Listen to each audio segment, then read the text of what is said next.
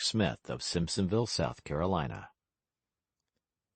The Ebb-Tide, by Robert Louis Stevenson and Lloyd Osborne. Chapter 11. David and Goliath. Huish had bundled himself up from the glare of the day, his face to the house, his knees retracted. The frail bones in the thin tropical raiment seemed scarce more considerable than a fowl's, and Davis, sitting on the rail with his arm about a stay, contemplated him with gloom, wondering what manner of counsel that insignificant figure should contain. For since Herrick had thrown him off and deserted to the enemy, Huish, alone of mankind, remained to him to be a helper and oracle. He considered their position with a sinking heart. The ship was a stolen ship. The stores, either from initial carelessness or ill administration during the voyage, were insufficient to carry them to any port except back to Papeete, and their retribution waited in the shape of a gendarme, a judge with a queer-shaped hat, and the horror of distant Noumea. Upon that side, there was no glimmer of hope. Here, at the island, the dragon was roused.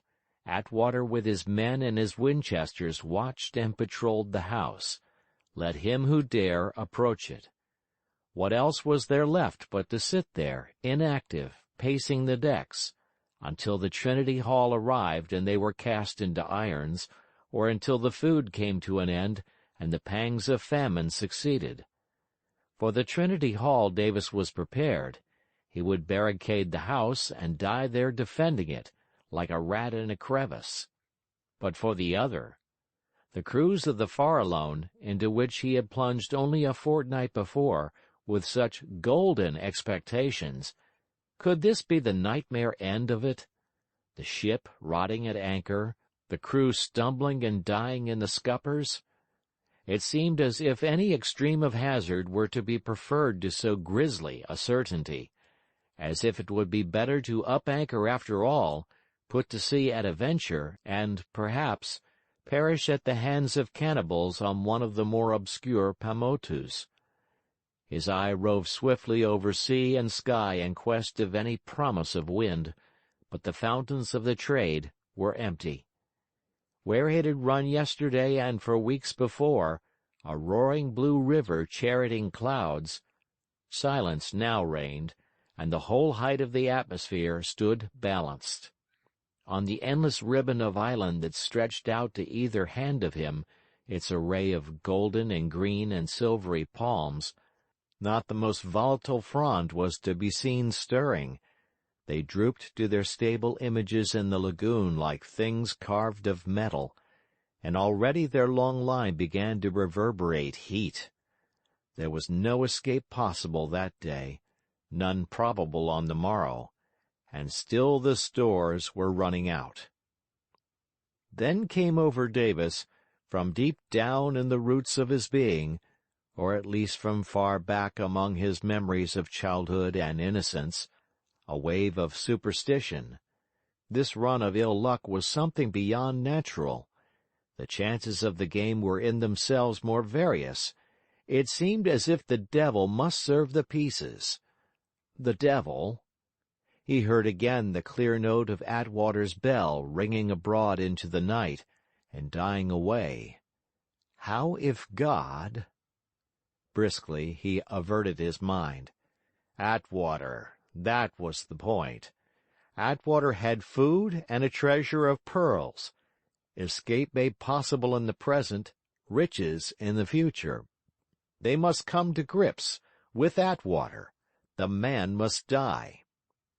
A smoky heat went over his face as he recalled the impotent figure he had made last night and the contemptuous speeches he must bear in silence.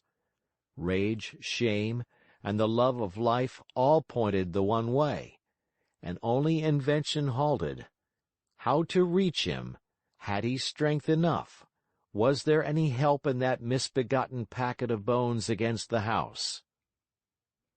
His eyes dwelled upon him with a strange avidity, as though he would read into his soul, and presently the sleeper moved, stirred uneasily, turned suddenly round, and threw him a blinking look. Davis maintained the same dark stare, and Huish looked away again and sat up. "Lord, I've a headache on me," said he.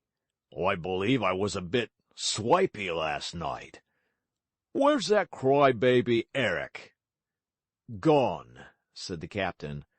"Ashore?" cried Huish. "Oh, I say, I'd have gone too." "Would you?" said the captain. "Yes, I would," replied Huish. "I like Attwater. He's all right. We got on like 1 o'clock when you were gone. And ain't his sherry in it, rather? It's like Spears and Pond's Amontillado. I wish I had a drain of it now." He sighed. "Well, you'll never get no more of it, that's one thing," said Davis gravely. "Here, what's wrong with you, Davis?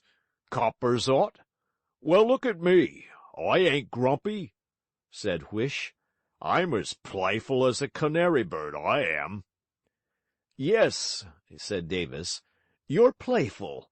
I own that, and you were playful last night, I believe, and a damned fine performance you made of it." "Hello," said Huish. "How's this? What performance?" "Well, I'll tell you," said the captain, getting slowly off the rail.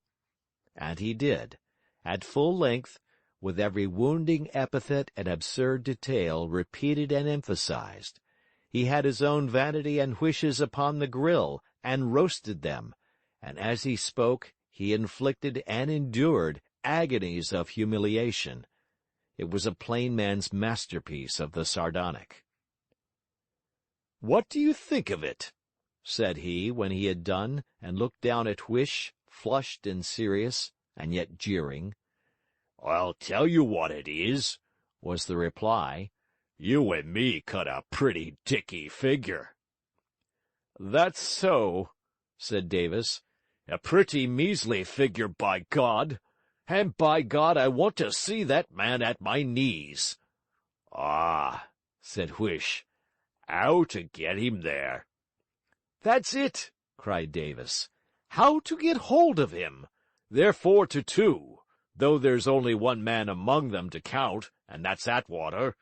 Get a bead on Attwater, and the others would cut and run and sing out like frightened poultry. And old man Herrick would come round with his hat for a share of the pearls. No, sir, it's how to get hold of Attwater. And we daren't even go ashore. He would shoot us in the boat like dogs." "Are you particular about having him dead or alive?" asked Huish. "I want to see him dead," said the captain. "Ah, well," said Huish, "then I believe I'll do a bit of breakfast." And he turned into the house. The captain doggedly followed him. "What's this?" he asked. "What's your idea, anyway?" "Oh, you let me alone, will you?" said Huish, opening a bottle of champagne. "You'll hear my idea soon enough. Wait till I pour some chain on my hot coppers." He drank a glass off and affected to listen. "'Ark," said he. "'Ear it fizz. Like ham fryin', I declare. Have a glass, do, and look sociable." "No," said the captain, with emphasis. "No, I will not. There's business." "You pays your money, and you takes your choice, my little man," returned Huish. "Seems rather a shame to me to spoil your breakfast for what's really ancient history." He finished 3 parts of a bottle of champagne, and nibbled a corner of biscuit with extreme deliberation, the captain sitting opposite and champing the bit like an impatient horse. Then Huish leaned his arms on the table and looked Davis in the face. "When you're ready," said he. "Well, now, what's your idea?" said Davis, with a sigh. "Fair play," said Huish. "What's yours?" "The trouble is that I've got none," replied Davis, and wandered for some time in aimless discussion of the difficulties in their path and useless explanations of his own fiasco. "About done," said Whish. "I'll dry up right here," replied Davis. "Well, then," said Whish, "you give me your hand, cross the table, and say, 'God strike me dead if I don't back you up.'" His voice was hardly raised, yet it thrilled the hearer. His face seemed the epitome of cunning, and the captain recoiled from it, as from a blow. "What for?" said he. "Luck," said Whish. "Substantial guarantee demanded." And he continued to hold out his hand. "I don't see the good of any such tomfoolery," said the other. "I do, though," returned Whish. "Give me your hand and say the words. Then you'll hear my view of it. Don't, and you won't." The captain went through the required form, breathing short, and gazing on the clerk with anguish. What to fear, he knew not, yet he feared slavishly what was to fall from the pale lips. "Now if you'll excuse me half a second," said Whish, "I'll go and fetch the baby." "The baby?" said Davis. "What's that?" "Fragile. With care. This side up," replied the clerk with a wink as he disappeared. He returned, smiling to himself, and carrying in his hand a silk handkerchief. The long, stupid wrinkles ran up Davis's brow as he saw it. What should it contain? He could think of nothing more recondite than a revolver. Whish resumed his seat. "Now," said he, "are you man enough to take charge of Eric and the niggers? Because I'll take care of Hattwater." "How?" cried Davis. "You can't." "Tut, tut," said the clerk. "You give me time. What's the first point? The first point is that we can't get ashore, and I'll make you a present of that for a hard one. But how about a flag of truce? Would that do the trick, do you think? Or would Attwater simply blaze away at us in the bloomin' boat like dogs?" "No," said Davis, "I don't believe he would." "No more do I," said Whish. "I don't believe he would either, and I sure hope he won't. So then you can call us ashore. Next point is to get near the managing direction, and for that I'm going to have you write a letter, in which you say you're ashamed to meet his eye, and that the bearer, Mr. J. L. Whish, is empowered to represent you.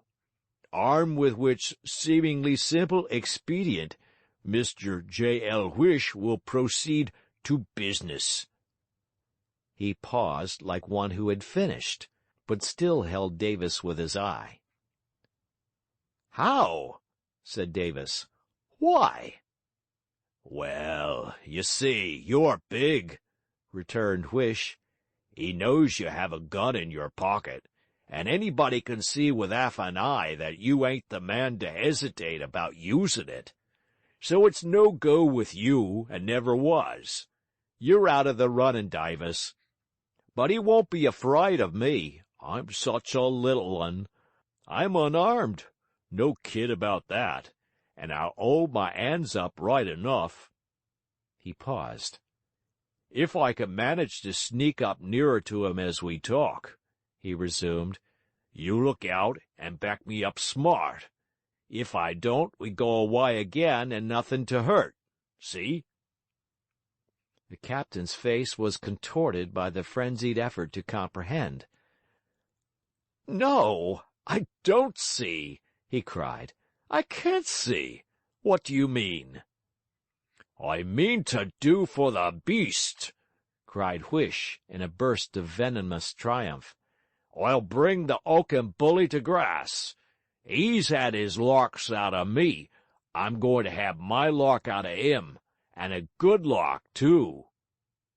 "What is it?" said the captain, almost in a whisper. "Sure you want to know?" asked Whish. Davis rose and took a turn in the house. "Yes, I want to know," he said at last, with an effort. "When your back's at the wall, you do the best you can, don't you?" began the clerk. "I say that because I happen to know there's a prejudice against it. It's considered vulgar, awfully vulgar." He unrolled the handkerchief and showed a 4-ounce jar. "This here's vitriol, this is," said he. The captain stared upon him with a whitening face. "This is the stuff," he pursued, holding it up. "This'll burn to the bone. You'll see it smoke upon him like hellfire. One drop upon his bloomin' heyesight, and I'll trouble you for Attwater." "No, no, by God!" exclaimed the captain. "Now see here, ducky," said Whish. "This is my bean feast, I believe. I'm goin' up to that man single-handed, I am. He's about 7 foot high, and I'm 5'1". He's a rifle in his hand. He's on the lookout. He wasn't born yesterday. This is David and Goliath, I tell you. If I'd asked you to walk up and face the music, I could understand. But I don't. I only asked you to stand by and spifflicate the niggers. It'll all come in quite natural, you'll see, else, first thing you know, you'll see 'em running round and howling like a good 'un." "Don't," said Davis. "Don't talk of it." "Well, you are a juggins!" exclaimed Whish. "What did you want? You wanted to kill him, and tried to, last night. You wanted to kill the whole lot of 'em, and tried to. And here I show you how, and because there's some medicine in the bottle, you kick up this fuss." "I suppose that's so," said Davis. "It don't seem some ways reasonable, only there it is." "It's the happlication of science, I suppose?" sneered Whish. "I don't know what it is," cried Davis, pacing the floor. "It's there. I draw the line at it. I can't put a finger to no such piggishness. It's too damned hateful." "And I suppose it's all your fancy pinted it," said Whish. "When you take a pistol and a bit o' lead, and cops a man's brains all over him, no accounting for tastes." "I'm not denying it," said Davis. "It's something here inside of me. It's foolishness. I dare say it's damn foolishness. I don't argue, I just draw the line. Isn't there no other way?" "Look for yourself," said Whish. "I ain't wedded to this, if you think I am. I ain't ambitious. I don't make a point of playing the lead. I offer to, that's all. And if you can't show me better, by God, I'm going to." "Then the risk!" cried Davis. "If you ask me straight, I should say it was a case of 7-1 and no takers," said Whish. "But that's my lookout, ducky, and I'm game, that's what I am, game all through." The captain looked at him. Whish sat there, preening his sinister vanity, glorying in his precedency and evil, and the villainous courage and readiness of the creature shone out of him like a candle from a lantern. Dismay and a kind of respect seized hold on Davis in his own despite. Up until that moment, he had seen the clerk always hanging back, always listless, uninterested, and openly grumbling at a word of anything to do. And now, by the touch of an enchanter's wand, he beheld him sitting girt and resolved, and his face radiant. He had raised the devil, he thought, and asked who was to control him. And his spirits quailed.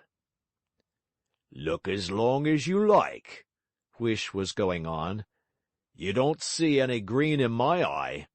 I ain't afraid of Attwater. I ain't afraid of you. And I ain't afraid of words. You want to kill people? That's what you want.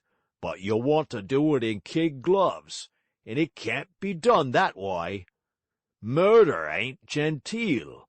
It ain't easy. It ain't safe. And it takes a man to do it. Here's the man. Whish! Began the captain with energy, and then stopped, and remained staring at him with corrugated brows. Well, out with it, said Whish. Have you anything else to put up? Is there any other chance to try? The captain held his peace. There you are, then, said Whish with a shrug. Davis fell again to his pacing.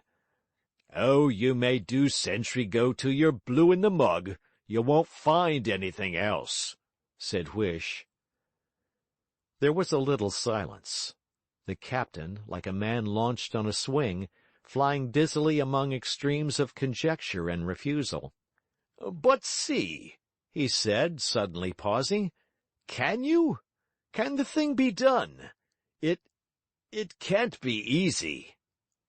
If I get within 20 foot of him, it'll be done, so you look out, said Whish, and his tone of certainty was absolute. How can you know that?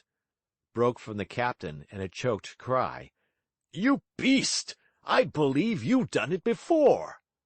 Oh, that's private affairs, returned Whish. I ain't a talking man. A shock of repulsion struck and shook the captain. A scream arose almost to his lips.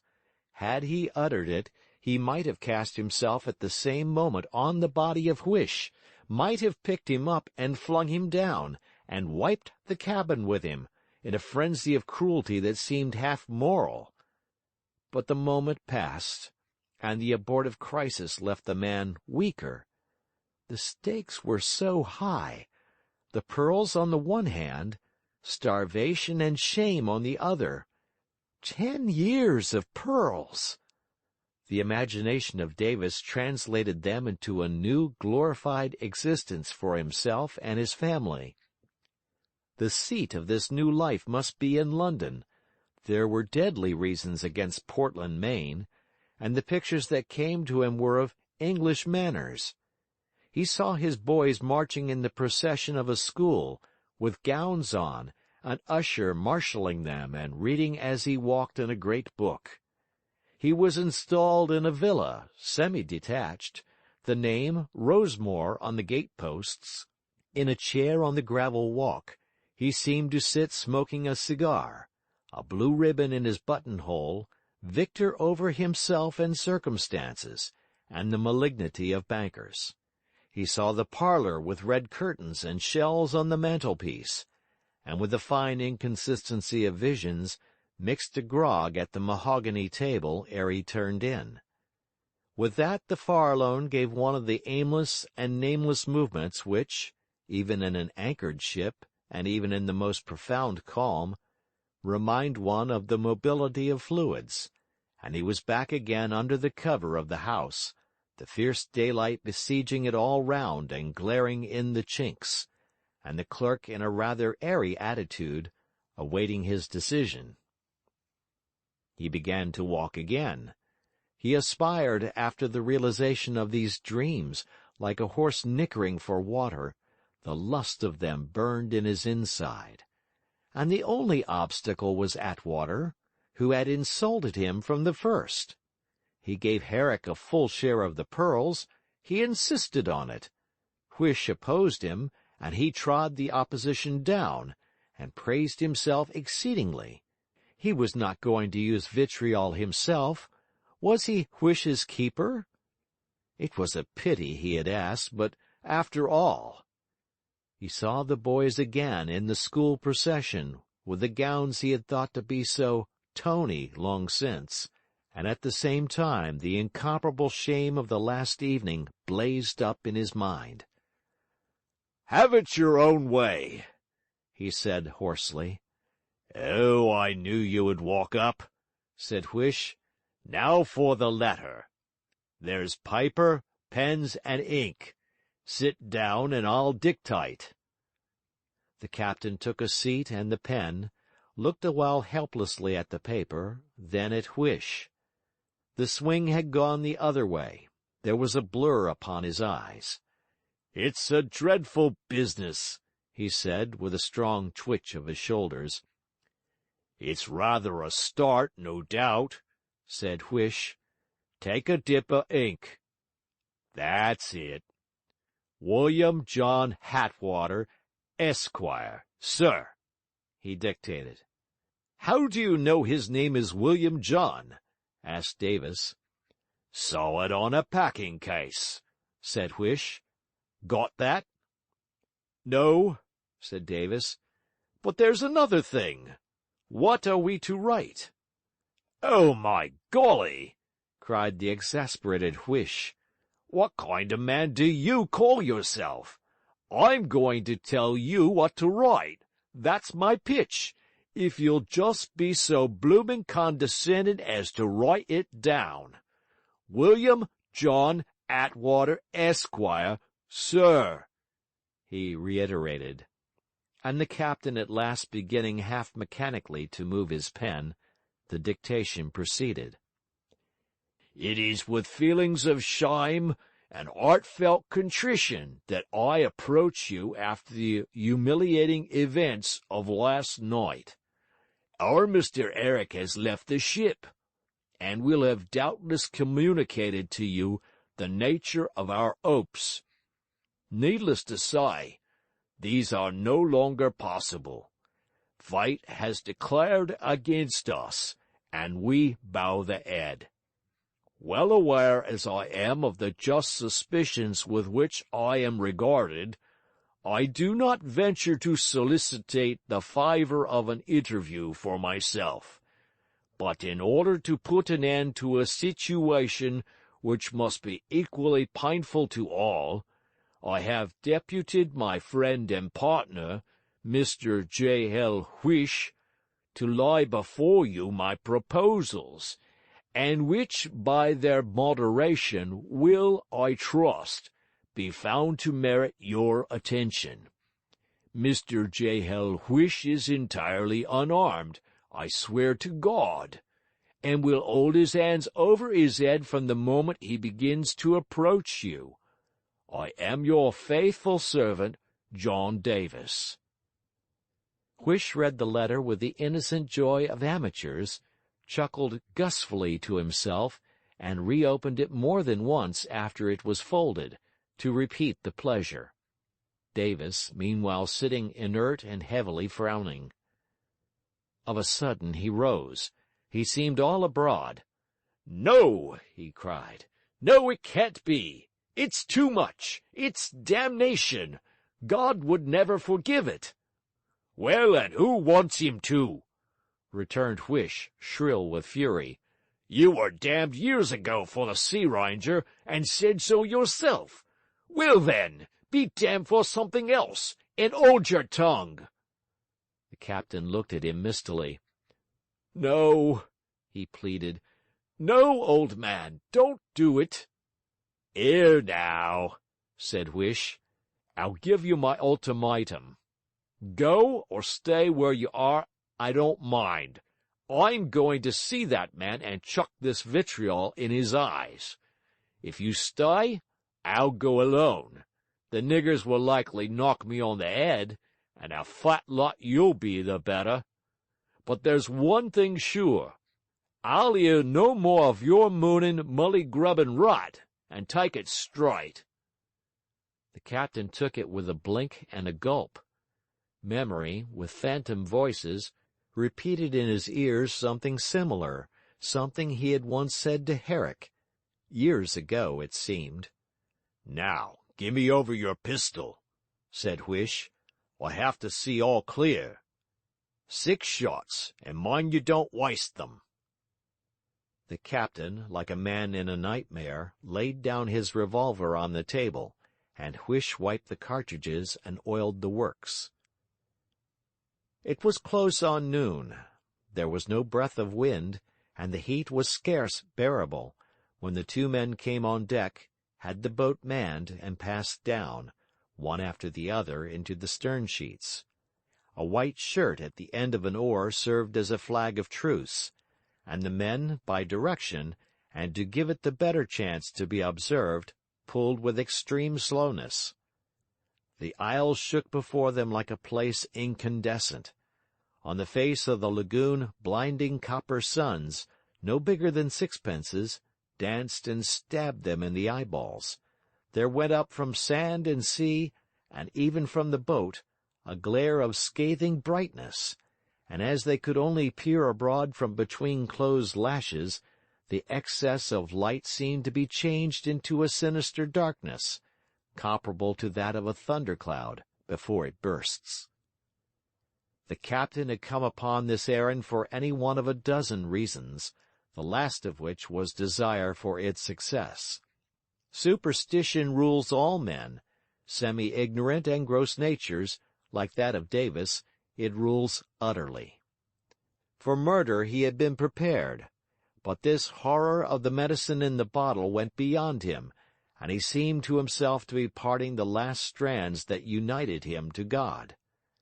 The boat carried him on to reprobation, to damnation, and he suffered himself to be carried passively consenting, silently bidding farewell to his better self and his hopes.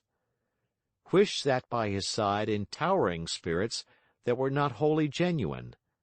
Perhaps as brave a man as ever lived, brave as a weasel, he must still reassure himself with the tones of his own voice. He must play his part to exaggeration. He must out-Herod Herod, insult all that was respectable, and brave all that was formidable in a kind of desperate wager with himself. "Golly, but it's hot," said he. "Cruel hot, I call it. Nice day to get your gruel in. I say, you know, it must feel awfully peculiar to get bowled over on a day like this. I'd rather have it on a cold and frosty morning, wouldn't you? Here we go round the mulberry bush on a cold and frosty morning. Give you my word, I haven't thought of that in 10 year. Used to sing it at a hinfant school in Hackney. Hackney Wicket was. This is the way the tailor does, the tailor does. Bloomin' humbug. How are you off now for the notion of a future state? Do you cotton to the tea-fight views, or the old red-hot bogey business?" "Oh, dry up," said the captain. "No, but I want to know," said Huish. "It's within the sphere of practical politics for you and me, my boy. We may both be bowled over, one up, t'other down, within the next 10 minutes. It would be rather a lark now, if you only skipped across, came up smilin' t'other side, and Hangle met you with a B and S under his wing. 'Hello,' you'd say. 'Come, I take this kind.'" The captain groaned. While Huish was thus airing and exercising his bravado, the man at his side was actually engaged in prayer. Prayer? What for? God knows. But out of his inconsistent, illogical, and agitated spirit, a stream of supplication was poured forth, inarticulate as himself, earnest as death and judgment. "Thou God seest me," continued Huish. "I remember I had that written in my Bible. I remember the Bible, too, all about Abinadab and parties. Well, God," apostrophizing the meridian, "you're going to see a rum start presently, I promise you that." The captain bounded. "I'll have no blasphemy," he cried. "No blasphemy in my boat." "All right, Cap," said Huish. "Anythink to oblige. Any other topic you would like to suggest? The Rheingeist, the lightning rod, Shakespeare, or the musical glasses? Here's conversation on a tap. Put a penny in the slot and, hello, here they are. he cried. "Now or never is he going to shoot." And the little man straightened himself into an alert and dashing attitude, and looked steadily at the enemy. But the captain rose up half in the boat, with eyes protruding. "What's that?" he cried. "What's what?" said Huish. "Those blamed things," said the captain. And indeed it was something strange. Herrick and Attwater, both armed with Winchesters, had appeared out of the grove behind the figurehead, and to either hand of them the sun glistened upon two metallic objects, locomotory like men, and occupying in the economy of these creatures the places of heads. Only the heads were faceless. To Davis between wind and water, his mythology appeared to have come alive, and Tophet to be vomiting demons. But Huish was not mystified a moment. "Divers' helmets, you ninny! Can't you see?" he said. "So they are," said Davis with a gasp. "And why? Oh, I see. It's for armor." "What did I tell you?" said Huish. "David and Goliath all the way and back." The two natives, for they it was that were equipped in this unusual panoply of war, spread out to right and left, and at last lay down in the shade, on the extreme flank of the position. Even now that the mystery was explained, Davis was hatefully preoccupied, stared at the flame on their crests and forgot, and then remembered with a smile, the explanation. Attwater withdrew again into the grove, and Herrick, with his gun under his arm, came down the pier alone. About halfway down he halted and hailed the boat. "What do you want?" he cried. "I'll tell that to Mr. Attwater," replied Huish, stepping briskly on the ladder. "I don't tell it to you, because you played the trucklin' sneak. 'Ere's a letter for him. Take it, and give it, and be 'anged to you." "Davis, is this all right?" said Herrick. Davis raised his chin, glanced swiftly at Herrick and away again, and held his peace. The glance was charged with some deep emotion, but whether of hatred or of fear, it was beyond Herrick to divine. "Well," he said, "I'll give the letter." He drew a score with his foot on the boards of the gangway. "Till I bring the answer, don't move a step past this." And he returned to where Attwater leaned against a tree, and gave him the letter. Attwater glanced it through. "What does that mean?" he asked, passing it to Herrick. "Treachery?" "Oh, I suppose so," said Herrick. "Well, tell him to come on," said Attwater.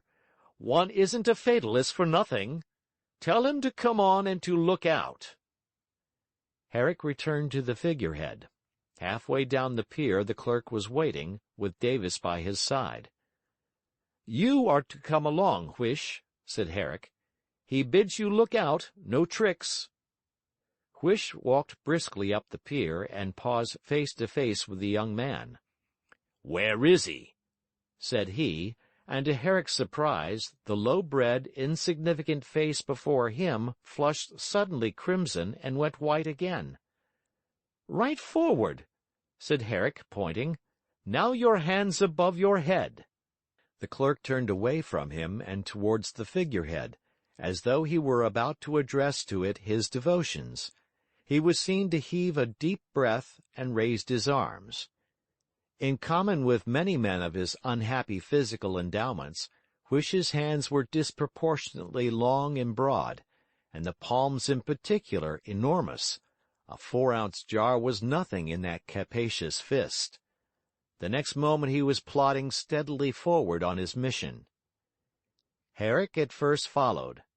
Then a noise in his rear startled him, and he turned about to find Davis already advanced as far as the figurehead.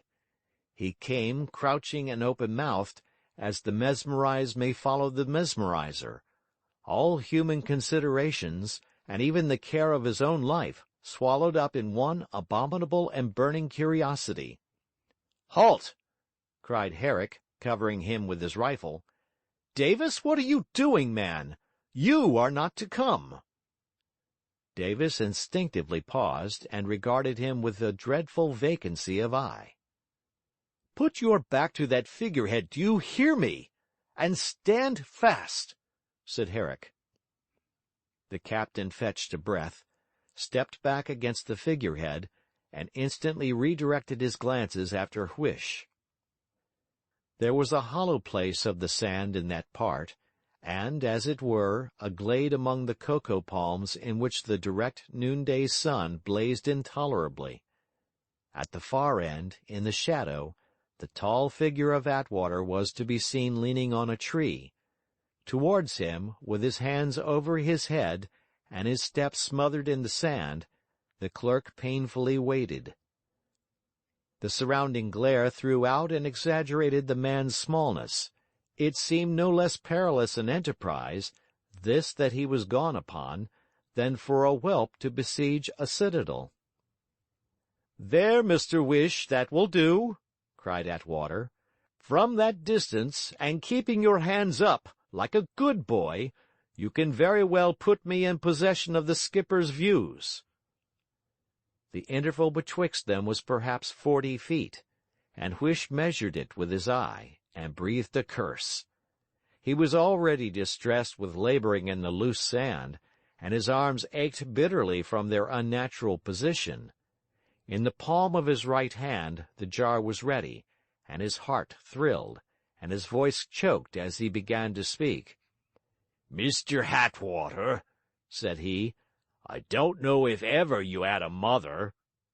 "I can set your mind at rest. I had," returned Attwater, "and henceforth, if I might venture to suggest it, her name need not recur in our communications. I should perhaps tell you that I am not amenable to the pathetic."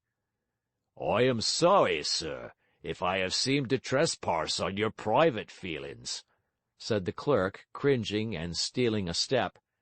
"At least, sir, you will never persuade me that you are not a perfect gentleman. I know a gentleman when I see him, and as such I have no hesitation in throwing myself on your merciful consideration. It is hard lines, no doubt. It's hard lines to have to hone yourself beat. It's hard lines to have to come and beg to you for charity." "When, if things had only gone right, the whole place was as good as your own?" suggested Attwater. "I can understand the feeling." "You are judging me, Mr. Attwater," said the clerk, "and God knows how unjustly. 'Thou, God, seest me,' was the text I had in my Bible, which my father wrote in with his own and upon the flyleaf." "I am sorry to have to beg your pardon once more," said Attwater, "but, do you know, you seem to me to be a trifle nearer, which is entirely outside of our bargain. And I would venture to suggest that you take 1, 2, 3 steps back, and stay there." The devil, at this staggering disappointment, looked out of Huish's face, and Attwater was swift to suspect. He frowned, he stared on the little man, and considered. Why should he be creeping nearer? The next moment his gun was at his shoulder. "Kindly oblige me by opening your hands. Open your hands wide. Let me see the fingers spread, you dog. Throw down that thing you're holding," he roared, his rage and certitude increasing together. And then, at almost the same moment, the indomitable Huish decided to throw, and Attwater pulled the trigger. There was scarce the difference of a second between the two resolves, but it was in favor of the man with the rifle, and the jar had not yet left the clerk's hand before the ball shattered both. For the twinkling of an eye the wretch was in hell's agonies, bathed in liquid flames, a screaming bedlamite, and then a second and more merciful bullet stretched him dead. The whole thing was come and gone in a breath. Before Herrick could turn about, before Davis could complete his cry of horror, the clerk lay in the sand, sprawling and convulsed. Attwater ran to the body. He stooped and viewed it. He put his finger in the vitriol, and his face whitened and hardened with anger. Davis had not yet moved. He stood astonished, with his back to the figurehead, his hands clutching it behind him, his body inclined forward from the waist. Attwater turned deliberately and covered him with his rifle. "Davis," he cried in a voice like a trumpet, "I give you 60 seconds to make your peace with God." Davis looked, and his mind awoke. He did not dream of self-defense. He did not reach for his pistol. He drew himself up instead to face death, with a quivering nostril. "I guess I'll not trouble the old man," he said. "Considering the job I was on, I guess it's better business to just shut my face." Attwater fired. There came a spasmodic movement of the victim, and immediately above the middle of his forehead, a black hole marred the whiteness of the figurehead. A dreadful pause. Then again the report, and the solid sound and jar of the bullet in the wood. And this time the captain had felt the wind of it along his cheek. A third shot, and he was bleeding from one ear, and along the leveled rifle Attwater smiled like a red Indian. The cruel game of which he was the puppet was now clear to Davis. 3 times he had drunk of death, and he must look to drink of it 7 times more before he was dispatched. He held up his hand. "Steady!" he cried. "I'll take your 60 seconds." "Good," said Attwater. The captain shut his eyes tight like a child. He held his hands up at last with a tragic and ridiculous gesture. "My God, for God's sake, look after my 2 kids," he said. And then, after a pause and a falter, "For Christ's sake, Amen." And he opened his eyes and looked down the rifle with a quivering mouth. "But don't keep fooling me long," he pleaded. "That's all your prayer?" asked Attwater, with a singular ring in his voice. "Guess so," said Davis. "So," said Attwater, resting the butt of his rifle on the ground, "is that done? Is your peace made with heaven? Because it is with me. Go and sin no more, sinful father, and remember that whatever you do to others, God shall visit again 1,000-fold upon your innocence." The wretched Davis came staggering forward from his place against the figurehead, fell upon his knees and waved his hands, and fainted. When he came to himself again, his head was on Attwater's arm, and close by stood one of the men in divers' helmets holding a bucket of water, from which his late executioner now laved his face. The memory of that dreadful passage returned upon him in a clap. Again he saw Huish lying dead. Again he seemed to himself to totter on the brink of an unplumbed eternity. With trembling hands he seized hold of the man whom he had come to slay, and his voice broke from him like that of a child among the nightmares of fever. "Oh, isn't there no mercy? Oh, what must I do to be saved?" "Ah," thought Attwater, "here's the true penitent."